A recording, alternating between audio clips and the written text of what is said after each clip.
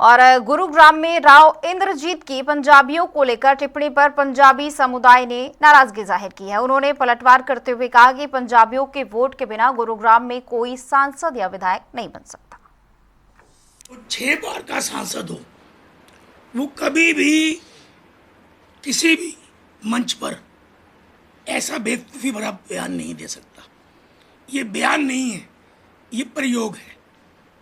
मेरा ये मानना है, ये प्रयोग है उस उपेक्षित समाज के लिए, उस खंडित समाज के लिए जो नेतृत्वहीन है, जिसके पास नेताओं की, नायकों की कमी है और जो बार बार त्रासदी झेल रहा है।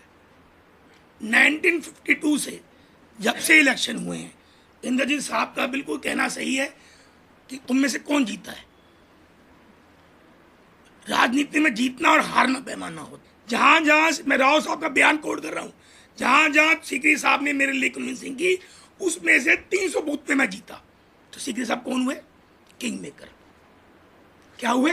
किंग मेकर साहब। हमारी कौम रही है किंग मेकर साहब। ये पंजाबियों ने जिंदगी भर अपनी कौम से उठकर वोट दी है। राज बब्बर पंजाबी खत्री है जी, और मदन ग्रोवर का लड़का पंजाबी, मोहित ग्रोवर। लेकिन हमने सिर्फ देश हित में काम किया है। आज तक आप एक पंजाबी दिखा दो जो किसी स्कैंडल के अंदर ऐसे फंसा हो। सर, राजनीतिक खींच है। खुल्लर साहब ने जैसे कहा, राव साहब मिनिस्ट्री के अपने को हकदार समझते हैं और खट्टर साहब के बाद 2 मिनिस्ट्री है। ये राजनीतिक पीड़ा है। उनको मंच मिल गया, उनको खट्टर साहब दिख गए, उन्होंने बस अपनी पीड़ा निकाल दी।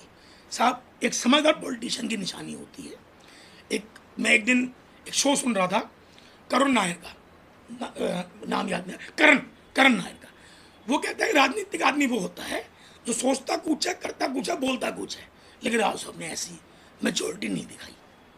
उन्होंने मैच्योरिटी, ये मंच अपनी खींच निकालने का मंच नहीं था। आपने खींच निकालनी है, आप अपनी बीजेपी की मीटिंग में निकालें।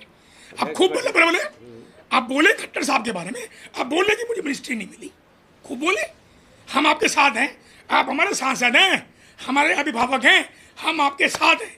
लेकिन गुस्सा अभिभावक से निकाला जाएगा।